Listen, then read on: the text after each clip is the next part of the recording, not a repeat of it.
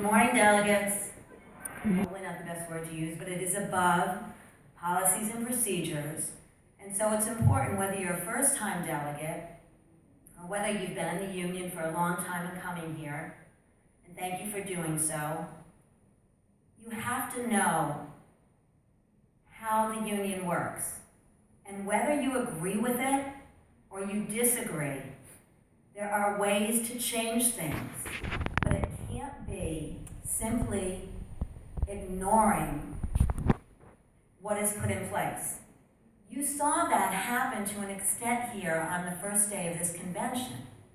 There was a constitutional amendment, and several speakers, starting with trying to remove it from the agenda, knew something was wrong. Eventually, you did deal with it correctly.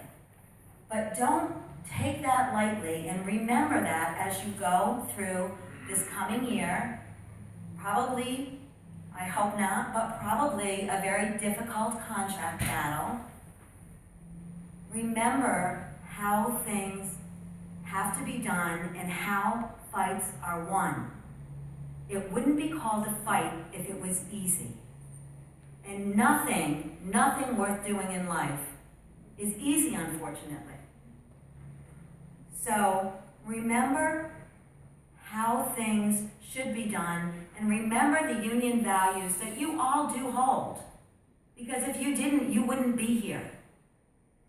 I heard some things that didn't make me happy. I've done some things that don't make other people happy. But in the end, it's important that we make sure that we understand why people come from different perspectives and how to get to the collective whole for the betterment of the union. No one should get into union work because they think it is something that will help them, other than if they believe it will help them grow as a person and to help others. There is no room for selfishness in a union. And I don't say that to say that when the contract team comes and talks to you, that you won't be saying, look, this is our issue here and we want to see that in the contract, we want to see you push that. That's not what I'm talking about. What I'm talking about is understanding each and every person's issue. And it doesn't matter if you don't like them. It doesn't matter if they have a different political view. It doesn't matter if they come from a different political caucus. Dialogue and understanding always guide the way. Don't forget that. Maybe you can't do it in the same day. And I'll admit, the first year I came here, I did not shake President Spence's hand. And that was a low point for me, because though he and I have had many differences of opinion, that lowered me as a person. And I recognized it, and I corrected it.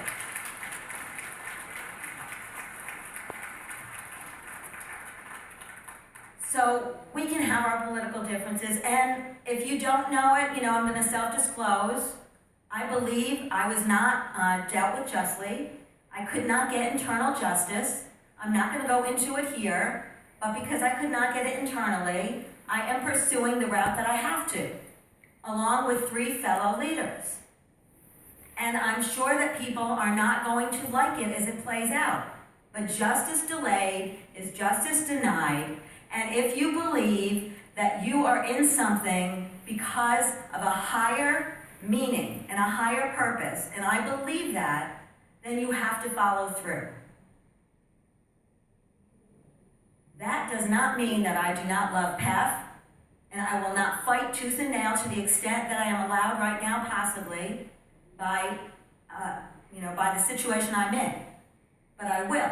And as contract comes up, I want you to remember this, and I'm sure this is probably going to be the part, if anything goes in the communicator, and I'm sorry if I'm embarrassing you, but no one will be surprised that knows me to hear me say it. The governor is known as being progressive now because we pushed him there. We pushed him there. Don't forget that. And after the election, And in all likelihood, although, I don't know what's gonna happen, but in all likelihood, the polls say he's gonna win, he might do an about face. So please be prepared for that. And that means, I understand the last contract, people were tired, people were disgusted, they wanted it done, and I understand. I don't agree, I wouldn't have done it, but I understand it. But I'm telling you now, please listen to me. Unless you are working in a place where your terms and conditions of employment are sunny and rosy, you know what I'm talking about. We are the professional, scientific, and technical workers of New York State, and we are disrespected. The services we provide are not valued, and they're being gutted. They continue to be gutted and taken away. We have to have a contract that builds in improvement in terms and conditions and employment security, much more than the contract does now. I want, of course, to see economic gain throughout that contract, and it's so very important. And we have to do something about the upstate, downstate economic divide in that contract. And this has been a huge issue, but please recognize that it is a relevant issue, just like the issue I heard yesterday about the School for the Blind, which is part of the education department where I come from. President Spence said that he was not aware that anybody in this union would be making that kind of a wage. It is shocking and alarming. And when I was an early steward, I found that scientists with a master's degree and some with PhDs working in the labs at the museum were making $8 an hour. Now that was many, many, many, many, many years ago. But it was disgusting then, and the wage levels are disgusting now. So, in conclusion, don't apologize to anyone because you are asking for the fair wage that you deserve. Don't apologize to anyone because you are asking for a contract that recognizes who you are and what you do. And make sure that when you go back to your workplaces, and make sure that when you gather in PEF circles, that maybe you could take a fresh look at the person next to you that you might not have liked for 5 or 10 years. Try to come from an understanding of what is their perspective and why does it seem like they are so in a different place than you are on an issue.